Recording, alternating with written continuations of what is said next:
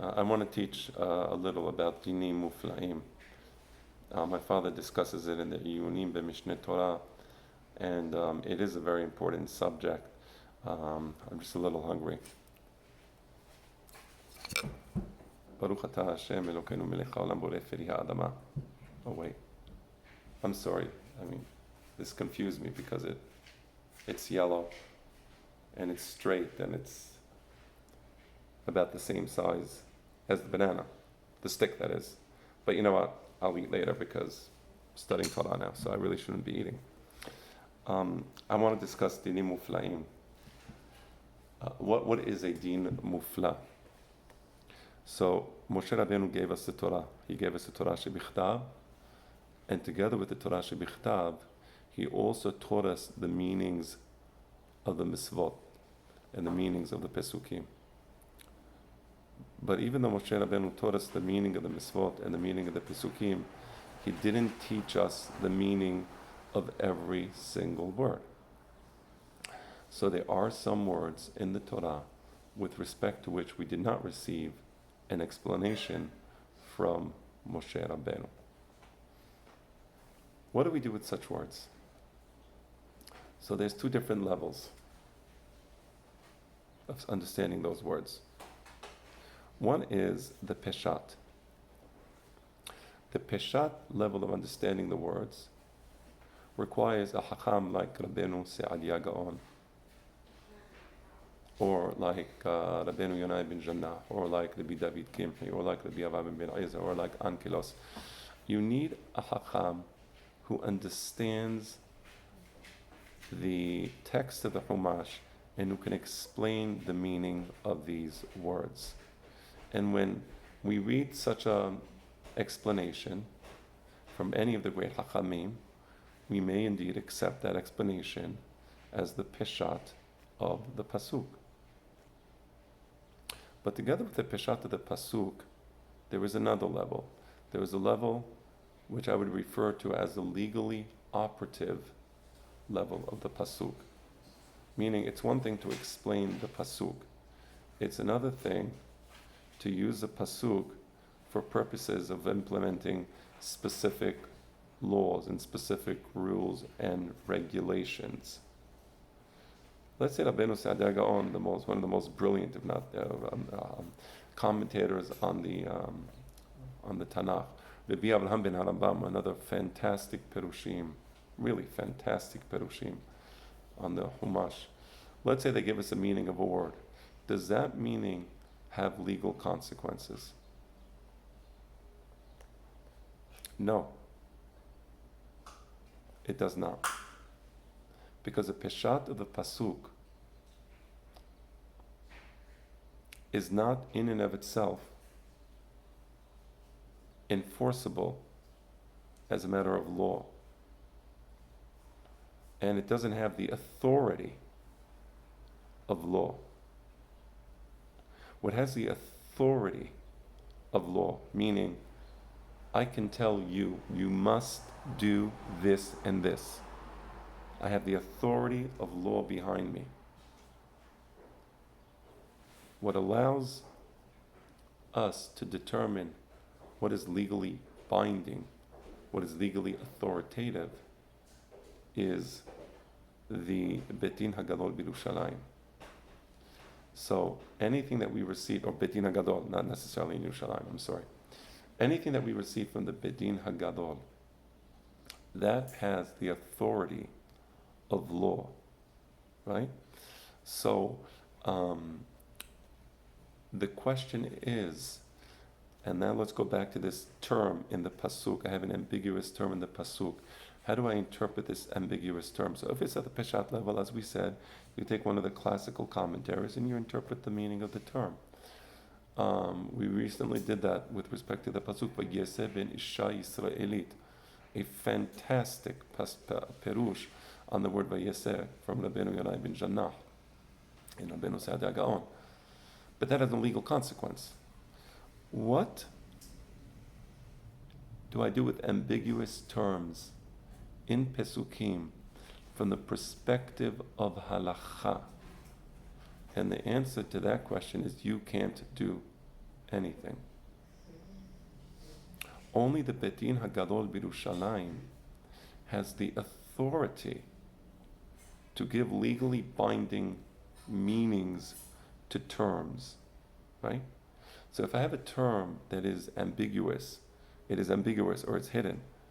It is hidden for the reason that Moshe Rabbeinu did not explain the meaning of the term from the perspective of law. What is the law? What halakha do I learn from this term? We didn't receive from Moshe Rabbeinu, so therefore it's hidden. And I'm going to explain later on what the word mufla means, because that's important.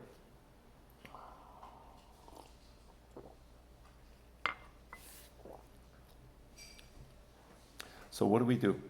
So the answer is the Beit Din Hagadol has the authority to interpret such ambiguous terms. And when they interpret such ambiguous terms, they will use ilkiyas, one of the Yod Gimel Midot, one of the accepted rhetorical tools of the Hachamim to interpret the Pesukim. That interpretation of the Pasuk is separate from the Peshat of the Pasuk. Right? That's Derash, that's a Derasha. So a Derasha is not the Peshat, right? The Peshat go to Rabbeinu Saadia Gaon. The Derasha, you need the Beit Din Hagadol. Once the Beit Din Hagadol uses ilkiyas or din, in the Hebrew of Harambam, din means ilkiyas. Once the Beit Din Hagadol uses din to elucidate a term in the Chumash, that becomes legally binding. It becomes the law of the land, right? So the din mufla means a rhetorical derivation from a term that is hidden, or mufla, right? So you have a hidden term. It's hidden because, again, Moshe Rabbeinu didn't interpret the legal meaning of that word, or didn't give that word any legal consequences, right? So it's mufla. And now the Chachamim use din, ilkiyas, to give a legally binding meaning to that term. The din is with respect to something that is mufla. Okay? And the example I bring all the time, because it's such a simple example. You don't need to know dine mamonot. You don't need to know dine ishut.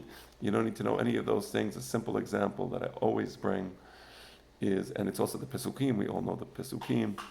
The Pasuk says, Zachor et Yom HaShabbat Lekadesho. What does the word Zachor mean? Look at Rabbeinu Saadia Gaon, look at Ankelos. But what are the legal consequences of a Pasuk which says Zachor? Does that Pasuk have legal consequences? And the answer is, well, when we were studying with Moshe Rabbeinu in Ohel Moed, no. Because the word Zachor was mufla. It was never given a legal definition by Moshe Rabbeinu. By legal definition, I mean, and here's what you are obligated to do. Because it says Zachor, you must do this. Moshe Rabbeinu never told us that. So I can interpret the word Zachor, to remember, to declare. It doesn't matter. We can get into all types of discussions what it really means. But comes the Beit Din Hagadol, and only the Beit Din Hagadol has the right to give it a legally binding meaning.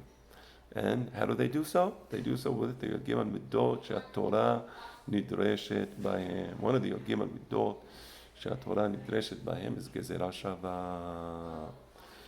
Gezerah shava. It says here Zachor. Zachor et Yom HaShabbat lekadesho. It says in Shir HaShirim, Nazkira dolecha miyayin. Over there, the Zechira is with yain. Although, by the way, the Peshat of the Pasuk is not that. Nazkira dolecha miyayin. It's not clear that it means that we will use wine to remember you. Okay, but it doesn't matter, because we're not dealing with Peshat here. It doesn't matter that Nazkira dolecha miyayin doesn't mean we will remember with wine. It actually means that your love is more beautiful than wine. But fine, that's peshat, and we can have a discussion whether the peshat I just gave is correct or not, because it's irrelevant to the law. Nazgira dodecha miyain. We have zechira together with wine. So here, where you have zachor l'kem Shabbat lekadesho, it must be with wine. That's a din. That's il-qiyasi. That's not peshat. It doesn't have to be peshat, because that's exactly the authority given to the hachamim. So you have a mufla term. The word zachor is mufla. Come the hachamim, they use din, they use il-qiyas, and they give the word zachor the meaning of wine, of what? Zochrehu al hayayin. That's the meaning of zachor. So that's the meaning of zachor at Yom HaShabbat lekadesho, the legally binding meaning. The peshat, again, different. Okay. Good. There is no such thing as a din mufla if you don't have a pasuk which is mufla or a word which is mufla, right? Any mufla attaches to an object.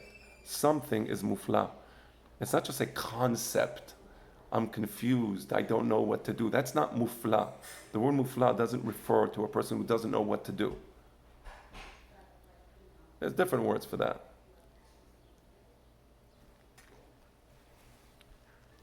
Okay. So for example, there's a Mishnah in Masechet Shabbat. Velo yefale et kelav, velo yikra leor haner. Haram to be mefale the clothing next to the Shabbat candle. So lefalot et akeli. So you have the clothing, it looks white, but if you look closely, hidden inside the fabric, this is pre-industrial times. Hygiene was not a great trait. Anyway, so there was lice. There's lice hidden in the clothing. To remove lehafrid will havdil, to remove lice from the clothing. So there has to be something. There's clothing, and there's something mufla in the clothing. And now lo yifalet kelav is the term used to describe removing the lice. I want to use a few other examples to illustrate this point because it is important. Rabbeinu Yonai ben Janach, Pe Lamed He, he says, Ve'inyano kemo inyan. Inyano yafrish ve'yavdil, to separate something, right? And he brings the example in Yafrish ve'Yavdil. He brings the example in Perashat Bo. Where is it? Yes. Hashem will separate between the Jewish people and the Egyptians. There'll be clear separation, right? But he continues, and he says something amazing. ומעניין ההבדלה אצלי, למה זה תשאל לשמי? והוא פלי, right? The malach that appears to Manoach, the father of Shimshon. And Shimshon, where is it? Shimshon, he wants to know the name of the malach. ויאמר מנוח אל מלאך אדוני מי שמך כי יבוא דבריך וכיבדנוך. He wants to know the name of the malach. And the malach says something interesting. ויאמר לו מלאך אדוני למה זה תשאל לשמי והוא פלי. Right? Why are you asking my name? הוא פלי. What does it mean פלי? כלומר, והוא נבדל ונפרש. כלומר, והוא שהדבר נפרש, והעניין נפרד, כמו שאמרו, והוציאו בלשון נקבה, והיא לא תסלח, על הפעולה והעבודה. So, he says that the word, the עניין, the davar is nifrash, and the inyan is nifrad. And then Rabbeinu Yonai ben Janach says, "Ve'en hafefes be'omro ve'ufeli al Hashem hanizkar kodem."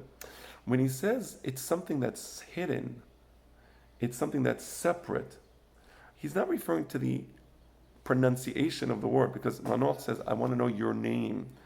I'd like to be able to pronounce your name. What is your name? Robert. Tell me your name, right? When the malach says Feli, he's not referring to his name and whatever the word is, right? Malach Gabriel, Malach Michael, Malach Raphael. My father once showed me an ancient Kabbalistic book from the early days of Sepharad, and there was over there Malach Fa'ur, actually. That was one of the names of the Malachim. So there was many, many names for the Malachim, right?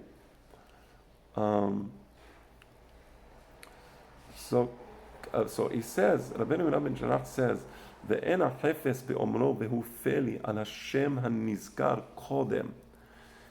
The name that Manoach wants to know. רצוני לומר מאמר מנוח מי שמך.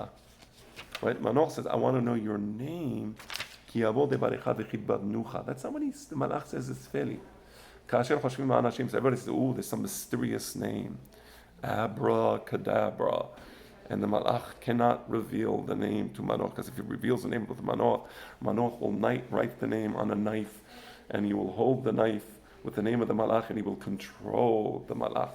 No, that's in Rumpelstiltskin and other such fairy tales. But now we're studying Torah. Right? ואין פנים להיות פלי מעניין עושה פלא. I'm sorry. כאשר חושבים אנשים, אך החפץ בו העניין והדבר הנסתר.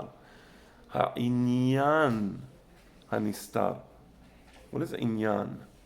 The ma'ana. The ma'ana. Let me explain to you. Every word has object. No. You have a signifier and you have the signified. So I say the word apple, and in my mind, I'm referring to a particular apple. So the word, the sound, apple, that sound, that's a signifier, which refers to what I have in my mind, the apple, right? So if I say the word Michael, I'm referring to somebody specific when I say the word Michael. So I pronounce the word Michael, that's a signifier. And I know exactly, the signified is in my mind. That person, Michael, I know him. So there's a signifier, and there's a signified, there is the sound, and when I say the sound, I have something in my mind. Or let's go back with your permission to banana, right? So I say banana, give me the banana. In my mind, I'm thinking about this. This is a signified. Great Kedush of Rabbeinu Yonah bin Janach, when he says the Malach Tes Manoach Vehu Feli, he's not referring to the signifier. The name is whatever the name is. What's Feli, what's Nistar, is the signified. What is the Malach? The Malach is Davar Nistar. You will never discover the Malach. That's why it has Kenafayim, right? It's Nistar. Okay. So Vehu Feli. Manoach does not have the intellectual faculty to understand the Malach. That's it. In order to understand the Malach, you have to be a Navi. If you're not a Navi, it's Feli.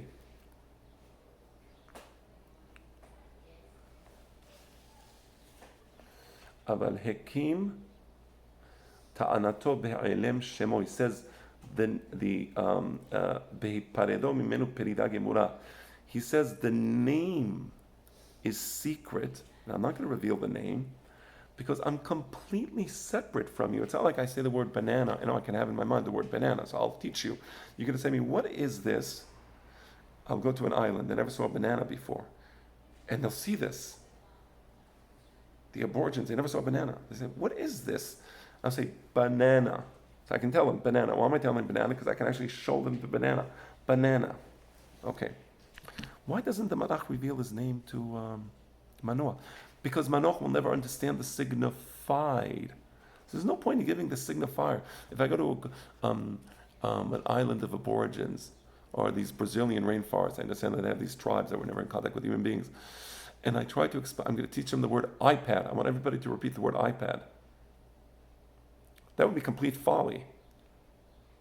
They don't have the intellectual faculties to understand the word iPad. So it's going to be a waste of time and dishonest in a sense. Now you all know what an iPad is. No, they don't. And by me teaching them the word iPad, I'm being intellectually dishonest. because a signifier without a signified is just a bunch of sounds.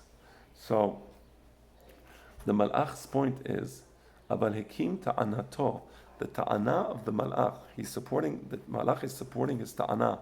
Why don't you tell me your name, Mr. Malach? I want to know your name. I'm not going to tell you my name. Why is he not revealing his name? Answer. Because the malach is completely separate from Manoach. Manoach does not have those intellectual faculties, as we said.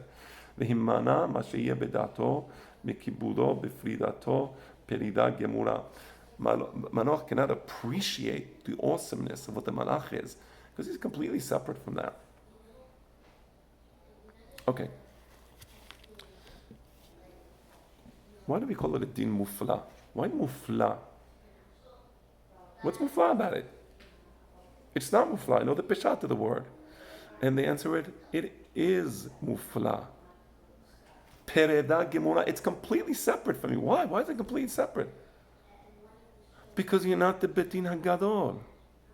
If you're looking at the word zachor et yom HaShabbat lekadesho, and you want to say, what legally operative meaning can I give the word zachor? This is pereda gemura. You cannot give it a legally operative meaning. It is impossible. It is as impossible for you to give it a legally operative meaning as it is for Manoach to understand the malach. Because that's not what Manoach is. Manoach is not a Navi. To understand the malach, you need a Navi. A Navi can understand the malach. To give legally operative meanings to ambiguous terms in the Torah, you need to be a Betin Hagadol. The Betin Hagadol Shebador. And if you're not a Betin Hagadol, vehu feli. Right? That's what I want to say, Bedinim Muflaim. Something is not kind of a din mufla, or looks like a din mufla, or shows us that things were muflaim. No. Mufla refers to a specific pasuk. And when you have a pasuk, you can have something in the pasuk that's mufla. Right? You can have malach. What is a malach? That's mufla. There's no mufla in the abstract. So let's say I am Betin Hagadol, and I now want to make a law, no more turning faucets on Shabbat. And I have no pesukim to support that law, no ambiguous term. Well, yeah, you can try to make a gezerah, but it's not going to be a din mufla. A din mufla requires a pasuk and an ambiguous terminology in the pasuk.